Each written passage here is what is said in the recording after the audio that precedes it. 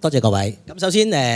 即係多謝4位講者今日同我哋分享咗佢哋好寶貴嘅經驗啦，同埋對於呢個 Omni Channel 或者呢個全渠道零售方面嘅睇法。咁其實今日主要嘅內容係講翻全渠道零售革新購物體驗啦。咁其實或者我都可以 share 少少我哋自己公司一啲嘅經驗，就係其實我哋公司即係連卡佛百貨咧，其實我哋喺幾年前咧就做咗一個開始做呢個網上購物linkcrawford.com 咁樣。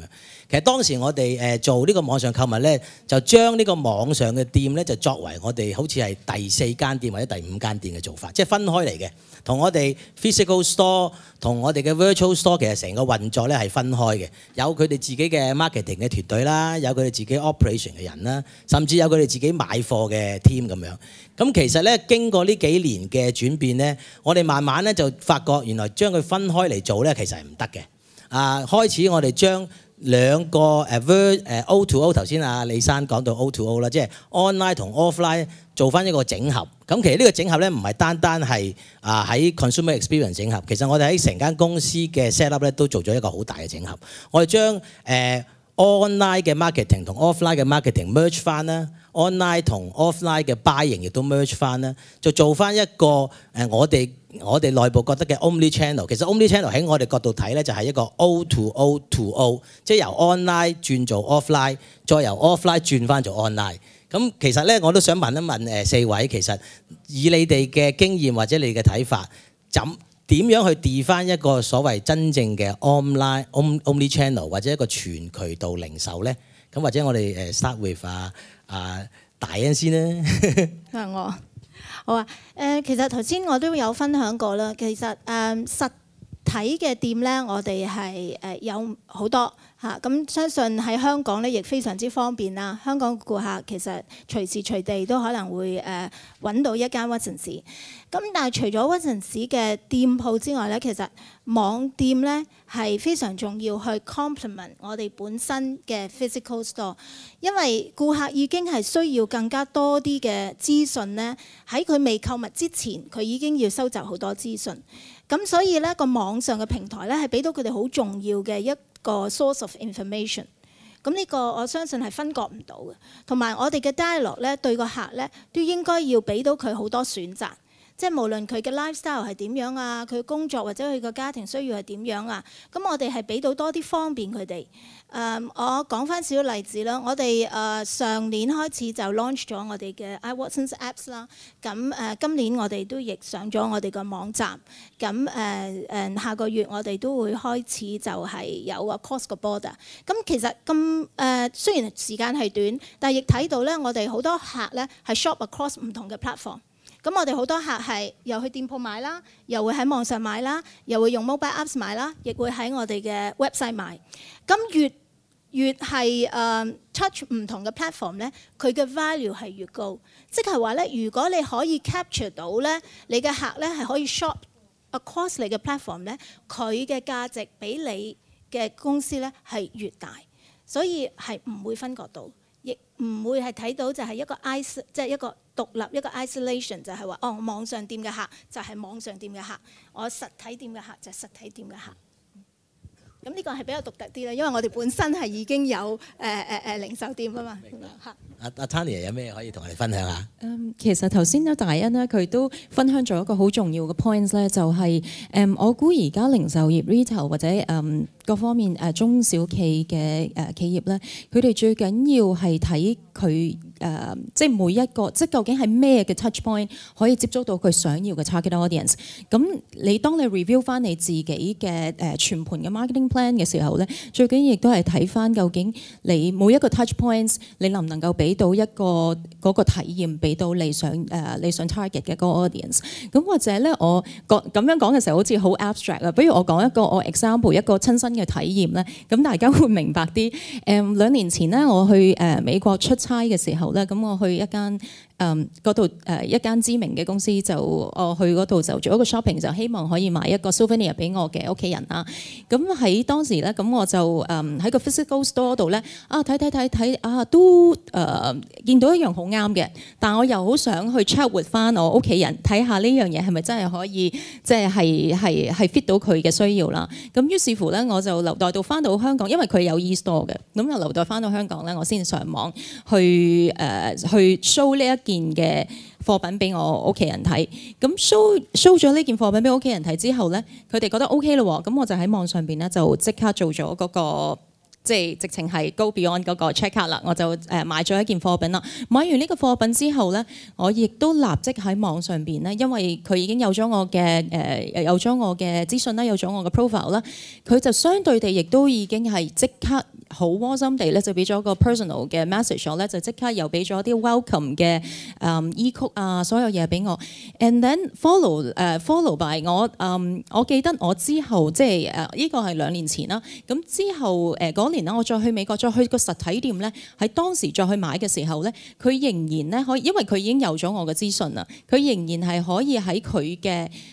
CRM 呢個係一個 CRM 嘅一個好，我諗一個係好重要嘅一個，睇下你做個 CRM 個 system 有幾咁，即係喺個 analytics 入邊有幾咁即係有幾咁深入啦。咁我呢一個 experience 就非常之好，佢仍然可以 address 翻我嘅 record 啦，即係同佢嘅購買記錄啦，而且仍然咧喺當地嚟講咧，佢因為啱啱當日咧亦都係我嘅生日啦，咁佢又即刻又再俾一個喺實體店入邊，佢再俾多一個優惠我。咁你諗下咧，其實我當中我跳咗好多個唔同嘅 touch points of 同一個嘅品牌入邊。咁喺個購買經驗度，我拖咗一個好長嘅時間 ，total 亦係2年嘅時間。咁當然啦，我亦都有即係 back and forth 又翻去個網站同佢買啦。但係成個嘅體驗 about 呢一個嘅品牌咧，其實係好連貫同埋非常之 integrated。咁我就係拎住呢個體驗咧，我亦都有 word of mouth 去周圍去同其他嘅朋友去宣揚。呢一個就係我哋成日而家講緊嘅 omnichannel 嘅體驗啦。咁我諗對於零售業嚟講嘅話，最緊要係睇翻我哋每一個 touch points 同每一個據點同每一個據點嗰個連結性，俾到嗰個你想要嘅 target audience 嗰個體驗係咪夠統一同埋一致咯？多謝。阿 Norman 會唔會有啲其他嘅分享俾到我哋？其實我覺得所謂全渠道嘅即係銷售，其實係好點講咧，好正常嘅一個進化嚟嘅。其實你睇翻個人，即係一個人係點樣生活啫嘛。即係你當翻數翻20年前，你冇手提電話、冇電腦嘅時候，其實你嘅 touch point 就係佢要行出街見到你嘅實體店，你咪接觸到佢咯。或者你可能佢會睇電視或者聽收音機，你咪透過電視同收音機去即係傳遞產品嘅信息俾佢咯。咁跟住你慢慢睇翻而家，基本上有 PC 啦，有 PC 可以買到嘢啦，即係除咗收資訊咧，做埋 transaction 啦。咁而家基本上有埋電話已經即係差唔多上唔到網會死咁樣嘅時候咧，基本上你會見到即係你睇翻個人嘅日常生活，佢接觸面係點樣咯。咁的而且確即係或者站喺我哋公司嚟睇，咁手機真係好誇張嘅嚇。即係其實呢個從人嘅健康嚟講唔係咁好嘅，我諗大家都會見到好多話即係焦慮症啊，或者即係強迫症一定要 check message 啊。咁我哋就姑勿論嗰啲嘢點樣先。咁但係睇翻即係零售商嘅角度，咁啲人嘅時間真係喺嗰度喎。咁你冇理由唔理佢嘅喎嚇。通常而家一坐低去到任何地方，去餐廳又好，梗係問有冇 WiFi， 有冇 WiFi 咁樣。即係相機食先啊咁樣嚇。咁即係你見到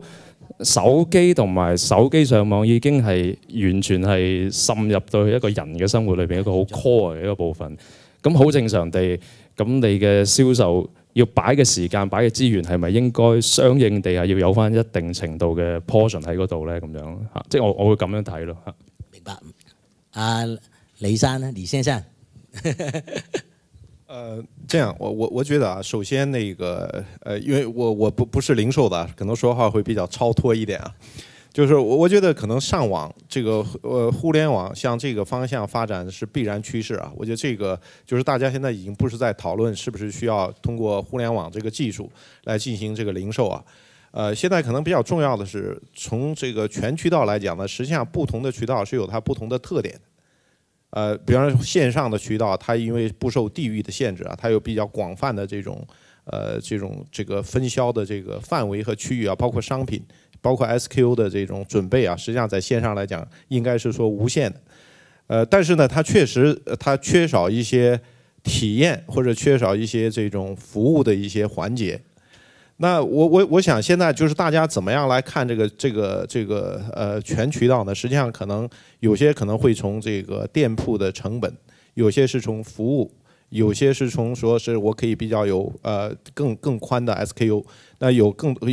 未来可能也有个趋势，就是大家会更加对自己品牌的这种重视啊，他会选择不同的，就是刚才也讲到这个contact point 和这个我们的一些不同渠道的一些特点。那实际上现在从大家应该怎么做呢？就是我觉得现在互联网啊，实际上它不是一个简单的，就是说我们互联网是一个方式。我觉得现在互联网按照我老板的话讲啊，他现在一种信仰啊，就是我们必须用互联网的一些信仰、一些思维来做。实际上就是什么呢？实际上就是合作、分担、共享，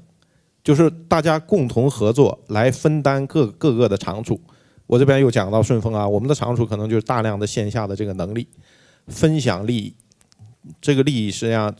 如果完全靠自己来做，我觉得可能现在在这个时代呢，已经不符合互联网的这个精神啊，或者这种信仰。这个是可能我想讲的，就是这个我觉得是必然趋势，只是说每个渠道会有不同渠道的特点，那可能不同的人去開拓不同的渠道，大家通過合作。分擔共享的這種精神去來發展。都是呢個互聯網係一個即係我哋都會睇到係一個 collaboration 嘅一個世代咯，即係好多唔同嘅party 嘅合作整合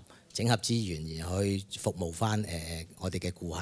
咁其實除咗即係 omni channel 或者 O2O 呢個係比較而家好興講嘅 term 啦，其實另外一個 term 叫 big data。咁其實咧，即係以前我哋做好多年前做零售都有好多 data、consumer data 啦。咁點解整下又叫 big data 咧？咁樣其實即係呢一個 term， 如果比如話4位對呢個字或者呢個 term 對於零售商嚟講，你覺得有啲咩嘅 implication 或者有啲咩啟示？咁或者我哋從Norman 開始講起，因為我諗呢一方面你哋應該好有經驗或者好有可以 share 俾我哋大家。其實好得意嘅，講到每次講 big data 咧，即係如果做 technology 嘅公司或者 internet 嘅公司，其實不嬲好多決策或者好多 operation 都本身已經係 data driven 嘅啦嚇。咁而家點解講 big data？我就覺得係即係因為 data 越嚟越多咯，所以真係好多 data， 所以 big data 同埋即係 data 嗰個 collection 嘅 channel 亦都多咗好多嘅嚇。以前可能即係從你嘅又係講翻以前可能實體鋪你每日即係個營業額啊，咁一啲數字啊，咁隨住多咗 channel 咁就多咯，即係可能你手機上面、電腦上面有好多唔同嘅 data。甚至乎有以前嘅 data 可能純粹都係 transaction 嘅 data， 咁但係而家可以係唔係 transaction 嘅 data， 都係一啲你要考慮嘅嘢，可能去 visit 過你嘅 website、visit 過你嘅 fan page、visit 過你嘅 WeChat account 咁樣咁係真係好多 data 要分析，同埋咁當然業界又會即係好多公司或者好多技術會就係話我有一啲嘢係幫你整理啲 data， 等你可以 such that 可以即係睇得方便啲、快啲嚇。但係其實我覺得冇。即係嗰個用數據去驅動你去做決策嗰樣嘢，從來都冇改變過咁多年嚇，只不過而家嗰個量真係大咗好多嚇。咁或者可以分享一個幾得意嘅，我哋其實一路都會睇一啲唔同嘅公司，即係可能會有機會會投資佢哋啊，或者去合作咁樣啦。咁其實而家睇到一啲做 e-commerce 嘅公司，或者其實佢 start out 已經係完全冇實體店嘅嚇，全部係 pure online。咁甚至乎有啲公司由 pure web 轉做接近 pure mobile 添嚇。咁點解咧？其實都係 data 話翻俾佢知，即係佢哋嗰個顧客群或者佢哋嗰個顧客個購買場景係 shift 緊去 mobile 咁樣咯。咁甚至乎即係例如一啲 big data 嘅，你可以話係由 big data 話翻俾佢哋知啦，就係我哋都見過有啲公司甚至乎佢原本做手機購物咁樣，咁你諗住佢一定有個 app 啦，點知原來其實佢唔使個 app 嘅喎，佢純粹係 mobile web page 佢已經搞掂晒，甚至乎佢整咗個 app 出嚟，準備推出，但係佢都 hold 住，因為佢發覺原來要推一個 app， 即係當然個成本係好高啦嚇。我頭先都有提過，即係點樣 discover 個 app， 點樣裝咗，點樣跟住再計埋個 uninstallation rate 嚇。其實即係大家我諗，如果即係有 technical 嘅同事會知道，其實你推一個 app， 例如 Google Play 咁，佢話翻俾你知你 uninstall 幾多。其實有好多 app 而家裝咗係 uninstall rate 係好高嘅嚇，超過50% 嘅。所以可能即係以前你會覺得啊，有人裝咗個 app 或者有人去個 website 咁，佢就係我 acquire 咗啦。其實原來唔係嘅。咁我講下頭先點解，即係佢個 web page 嗰個帶俾佢嘅流量同埋個 transaction 咧，係佢會覺得係比佢做一個 app 更好嚇。咁所以即係呢啲就係一啲當你收集好多數據嗰陣時，話俾你知佢就即係斷定咗呢間公司或者呢個 startup 佢點樣走嗰條路咯。咁同一個咁樣嘅過程，其實喺大公司或者喺好 established 嘅零售公司，其實一樣可以咁做。李先生，你覺得 big data 對我們零售上有什麼重大的啟示？對，實際上現在就是逢人都必須說大數據啊，如果不說的話，基本上可能就是說是生活在另外一個星球了。實際上大數據，實際上從零售來講，最早我覺得可能都是基本上是基於自己的一些，比方說會員的一些信息和一些消費習性。那我覺得這個實際上是一個過程啊。現在一些比較數據量比較大的一些，比方包括騰訊啊，也都在做一些大數據的分析，可能要做一些精準的客戶的一些分析啊。因為剛才前面也講到這個微信呢，是做過一些廣告的推送嘗試啊，從這個 BMW 的汽車啊，一直到手機，一直到一些電子產品和消費品。那我那天就是他們大數據推送給我一個我的消費信息要推到我這邊，推送的什麼？推送的是可口可樂。我想我怎麼在騰訊中間的這個被分析的怎麼這個消費的水平就是不是汽車也不是電器機啊。但是我想這是個過程啊，我想這是個過程。但是我確實也看到了，比方說國內現在也有一些這個零售的一些網站，因為它比方說在線上啊，我先講線上。它可能受到一些，比方說這個網頁上面資源的一些限制，或者說有一些流量的一些考慮，它會試圖去做一些精準的營銷。比方說團購啊，團購大家知道可能主要是針對屌絲群體，對吧？它就是會推一些比較什麼餐吶，或者電影這個電影票之類的。我們曾經跟一個團購網站做過一些合作，就是推一些荔枝，就是產地直發的，就 C2B 的荔枝。那他就會去挑一些，就是比方說這個人是每隔1年多就會換個手機，因為他每回下這個 apps 的時候，你可以知道他是在不斷的頻繁的這個更換手機啊，而且比方都是這個蘋果的或者是一些比較高端的，那他會有選擇性的做一些這種推送。那這個現在是有真正具有大數據的啊。那零售這邊會實際上我們可能除了像比較大的零售這個 chain 啊，它有這種數據，我們可能有很多小的一些零售企業，它可能還是受到它整個的這種數據的這種積累的限制和自己分析能力的限制呢，那還是有一個過程啊。我這邊還想分享一下順豐的一些做法，因為我們作為一個物流企業，包括尤其做 B2C， 我們在大量的派送包裹，實際上我們積累了很多這個客戶的信息。那我們這個客戶信息呢，是實際上我們可以從2個維度啊，2個 dimension 來看，一個就是它不同的習性，就是不同的 behavior， 我們叫它可能是一個 sociality 啊，或者是另外我們還可以基於它的 location， 我們可能叫它一個 community。我們把這2個維度如果放在一起的話呢，基於我們的一些這個對就是我們實際上順豐，因為我們是從 offline 從線下開始做啊，我們有機會把我們的客戶 pin 在一個 location， 就是他在這個 location， 而且他這個客戶屬於是哪一個 behavior 這種群體。那我們希望通過我們的數據呢，未來就是我們做這個平台啊，是為就是一些就是中小企業和一些零售商去針對一些地區做一些這種精準的推送，就是和客戶的信息一起來做這種比較精準的推送啊。所以說我講這些就是說，實際上還是一樣啊，大數據也是一個過程。我覺得可能很多企業現在就是從過去的習性去來分析這個客戶的一些消費的一些特點。那未來呢，可能會從一些趨勢啊，比方說包括針對90後，那包括我們舉個例子啊，我們在國內做這個黑客店，我們也有這個體會啊。當我們周邊我們這個黑客店周圍的這個我們這個 location 啊，我們聘在這個 location， 如果周圍都是老幹部的話，我們大概主要是推送保健品。對，好，謝謝。如果我們周圍都是這個一些年輕人的話，我們可能會推送一些比較 fashion 的東西。好吧。你 Tanya 有冇咩其他分享俾我哋？好啊，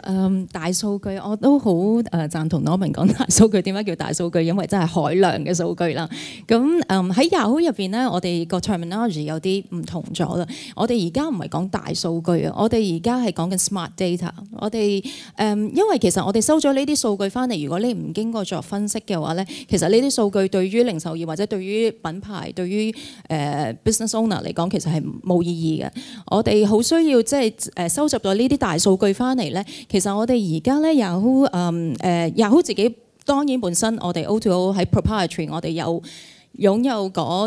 頭先我講話我哋涉獵咗450萬嘅香港人口網民啦。每一日佢嚟到 Yahoo 同我哋 interact 嘅，無論佢哋 browse 我哋嘅新聞啦，睇我哋嘅資訊啦，佢上嚟用我哋嘅工具啦，所有嘅呢個每一個 footprint 咧，其實我哋都有呢個足印喺度嘅。咁呢啲 data 咧，其實咧對於我哋嚟講咧係我哋後邊咧會有個 backend 嘅 machine 啦，有個 machine learning 嘅 process 咧，就係幫助我哋 Yahoo 咧就去精準地去做一個 predictive 嘅 analytics。咩叫 predictive 嘅 analytics 咧？就係其實就係頭先我哋都touch on 咗幾個唔同嘅 terminology。我哋點解一直講緊one to one嘅 relationship one to one 嘅 experience 咧，其實我哋今時今日我哋做市場推廣嘅時候，我哋已經係精準到我哋可以 profile 每一個人嘅 persona。For example， 我聽人我走上去 Yahoo 或者我走上去微信嗰邊，我係專門中意睇一啲 beauty 啊 skincare 嘅資訊嘅。咁如果當你睇緊呢啲資訊、瀏覽緊呢啲資訊嘅時候，突然間我 push 一個絕無相關，我 push 一個旅遊嘅或者係男裝男士嘅內褲嘅廣告俾你嘅話，呢一個係一個好 intrusive 嘅 experience。所以我哋 Yahoo 咧，其實而家咧就係力求喺度做緊嘅咧，就係所以 that's why 點解會有原生廣告嘅出現咧？就係我哋好希望可以做到一個 one to one 嘅 experience， to 每一個人咧，我哋有一個 personalized 嘅 experience。我睇到你嘅 profile 喺我哋嘅 Yahoo 上邊，我知道你個 persona 係點樣。我之前已經做咗一個預計，一個 predictive 嘅 analytics。我知道你係中意睇籃球嘅，我知道你係中意睇關於波鞋嘅嘢嘅。咁我哋喺 content 上面內容嘅掌握上邊咧，我哋就會盡量係將呢一啲相關淨係 personalized to 你嘅內容，我先至會去 push 俾你睇。廣告一樣，所以原生廣告咧就係 build in。你睇呢啲廣告嘅時候，其實就好似你讀緊一個 content 一樣。咁其實有好多嘅品牌或者客戶有問過我，呢啲 advertising 係咪真係同 advertorial 一樣啦？其實可以話俾大家聽，個感受係唔一樣嘅，因為 advertorial 你始終都會知道嗰個即係一個 sponsor 嘅一個內容咯。artificial intelligence 喺裏面嘅啫。但係其實而家係即係 soft sell 好多，我哋係盡量，所以一直我哋講緊，即係今日我覺得好有意義嘅地方就係我哋一直講緊係消費者嘅 overall 個體驗，即係一個 overall 嘅體驗。咁喺 Yahoo 入邊咧，我哋除咗成日講 O to O to O 啦，咁我哋咧都講 S to S 嘅喎，就係 shop to screen， 跟住 screen to shop。基本上咧，因為喺我哋嘅數據入邊咧，其實我哋發覺咧有好多即係喺我嘅 insight入邊咧，其實有好多嘅消費者咧，佢哋喺一個實體店嘅時候咧，當佢睇緊嗰個產品嘅時候咧，佢會係攞住佢嘅 mobile phone 咧，會做 search 做搜尋，去揾關於嗰個產品嘅一啲資訊。咁其實咧我哋而家喺度講緊 omnichannel 咧，就係講緊呢一個嘅聯繫。你諗下嗰樣嘢係幾咁 real time，幾咁即係我哋其實我哋講緊 omnichannel 咧，其實就係諗緊用呢啲 big data 咧，點樣可以講緊嗰三個嘅right timing 啦、right messaging 啦、right consumer。咁如果你淨係攞住個 big data 嘅話，你有可能係一啲唔啱嘅時段，或者係你provide 一啲唔啱嘅信息俾你嘅一個嘅 consumer。所以我哋而家咧，其實我哋已經係講緊係分析到係一個叫 smart data。多謝。係啊係。咁其實咧原來就 overrun 咗，不過咧我諗阿 Tanya 都即係好豐富咁樣解釋咗佢哋嘅睇法啦。咁其實頭先睇到Watsons佢有一個好 powerful 嘅 CRM 啊，咁其實會唔會阿大欣都有少少補充咧？其實頭先我個 topic 都 cover 咗好多關於 CRM， 咁我諗我唔重複頭先講嘅嘢啦，但係我諗去補充咧，其實big data 雖然係好多，但係你要選擇啱嘅 data 去 suit 翻你自己嘅 business 個 strategy，咁所以唔使太恐懼咧，就係我咁多資訊，我係咪要用好多時間去分析咧？咁所以時間你點樣去 manage 啦 ，resource 你都要需要點樣 manage，因為如果你要用好多 resources 去 target 所有嘅客咧，可能你都會ignore 咗一啲你最重要嘅客，尤其是一啲可能你係流失緊嘅客啊。嗰班客咧係你要好重要，要再去 retain。咁好處其實好多，頭先都有分享咗。除咗就話我實際真係睇到佢個 behaviour 點樣去 develop marketing strategy，去真係去for 一個 individual need 之外咧，其實對零售界嚟講咧，其實佢哋都可以用呢一啲資訊咧去同佢哋嘅我諗係supplier 啦或者就係一啲 business partner 啦，去做一啲 joint 嘅 activity。我諗所有頭先講嘅一啲製造商可能見到或者我哋分享俾佢哋聽就咦，其實我哋見到有好多嘅客咧係買你支唇膏，但係佢就會買其他牌子嘅 mascara， 即係一個例子。咁我諗嗰個製造商都會好 concern， 都好希望可以 convert 多啲客去買埋另外嗰隻產品。咁呢啲都係一啲我哋可能喺鋪頭睇唔到嘅，因為鋪頭都係好 transactional 咯。咁另外頭先講咗，即係可能好多一啲商機同唔同嘅 business partner 都可以透到大家互相睇到我哋嘅客群其實有好多 overlap 喎。咁點樣可以將呢一班客又可以 win-win 翻俾大家啦？咁所以機會好多咯嚇。咁其實咧，我哋喺個 floor 就收咗3條問題，我想問下可唔可以問一條嘅咧？其實可以問一條。其實呢條問題我都想問，因為其實呢條問題咧就問騰訊嘅譚立文先生。咁其實就係話你會覺得香港同大陸喺個 O2O 嘅發展其實個分別會係咩？咁而至於香港零售商又有啲咩可以學習咧 ？O2O 嘅發展係即係 Omni Channel， 即係喺大陸同香港嗰個發展有冇咩嘅分別咧？照你哋去睇，其實一個好明顯嘅分別，真係大陸快好多嚇，即係行得快好多，所有嘢都我諗有好難三言兩語解釋到點解佢快咁多。咁但係即係幾個因素啦。第一就個市場大啦嚇，咁同埋嗰個其實對 technology 嗰個 adoption 係好快嘅。其實比起香港或者即係舉個例，其實我哋成日講都80後，而家都唔講80後，90後甚至乎00後啊，或者05後都開始講緊嚇。咁其實佢哋喺國內嚇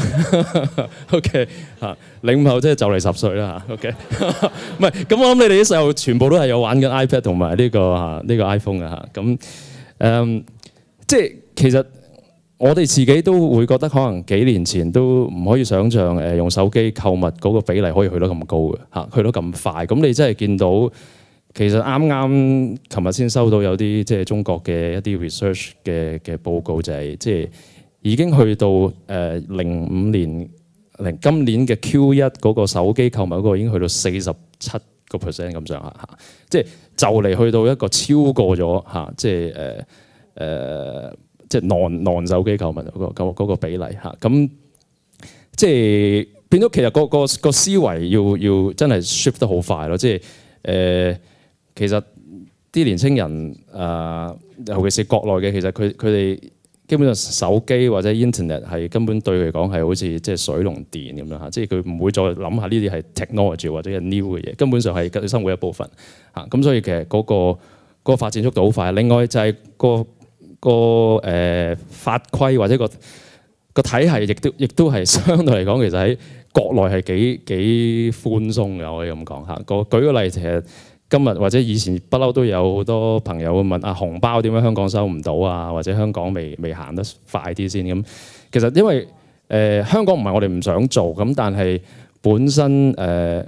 我哋都同香港好多銀行有傾緊嚇點樣去，即係其實綁 credit card 就做到啦嚇。咁但係其實你見到國內咁火爆呢個紅包就係因為佢真係可以攞到錢出去啊嘛啊！哪怕佢係幾蚊或者10蚊，佢總之攞到錢出嚟，佢就覺得嗰樣嘢成個 experience 係 complete 咗嚇。咁但係香港我哋暫時停留咗，只可以係綁 credit card 啦，未直接可以綁到銀行嘅 debit card 啦。咁另外錢包啦，我頭先講過錢包嘅 concept 其實喺國內基本上亦都唔由支付寶開始已經係可以有一個所謂第三方嘅錢包，即係有一筆錢係存咗喺唔係喺銀行嗰度嘅嗰個體系嗰度，或者喺個 app 嗰度嚇。咁其實今時今日香港嗰個即係金管嘅法例都未容許做緊呢樣，咁我哋都推進緊。其實我哋都有同香港銀行同埋金管局喺度，即係一路去希望可以呢樣嘢可以達成啊！咁但係我想講，即係呢啲咁樣推嘅過程咧，喺國內已經發生晒嚇。咁所以其實當嗰個即係無論係即係用戶嗰個習慣，再加埋嗰個體系容許到呢啲嘢咁發生咁快嗰陣時，其實就係可以去到咁快啦。咁頭先Watsons 嗰度分享，其實韓國其實都係一個例子嚟嘅。韓國其實如果講 innovation 咧，係比中國更快嘅，即係 mobile 嗰度嚇。其實韓國嘅 KakaoTalk 嚇，即係嗰度主要係用 KakaoTalk 啦嚇，即係等於即係 WeChat 或者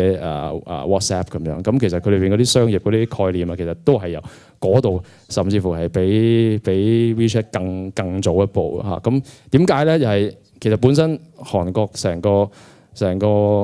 頭先我講嘅 regulatory 嘅環境啊，都係好寬鬆或者好暢通咯。因為由 Internet 嘅年代已經開始係咁樣啊，咁所以呢個都一時間好難講話，即係在座各位可以做到特別啲乜嘢去令到呢樣更快。咁始終都要有個大環境去配合咯。咁但係我哋即係業界方面，或者其實我哋即係點解亦都希望可以有朝一日香港嘅用戶都可以收到紅包，可以存到錢出嚟，可以入到錢落去。咁其實我哋都喺度即係盡緊我哋嘅一分力啦。咁多謝。咁咧多謝今日大家出席呢個零售研討會啦。咁我相信喺呢4位講者嘅內容裏面咧，大家都應該有好多 take away。咁我希望大家咧作為零售商嘅一份子咧，我哋都參與呢個大時代，咁去推進呢個 O2O。咁多謝大家。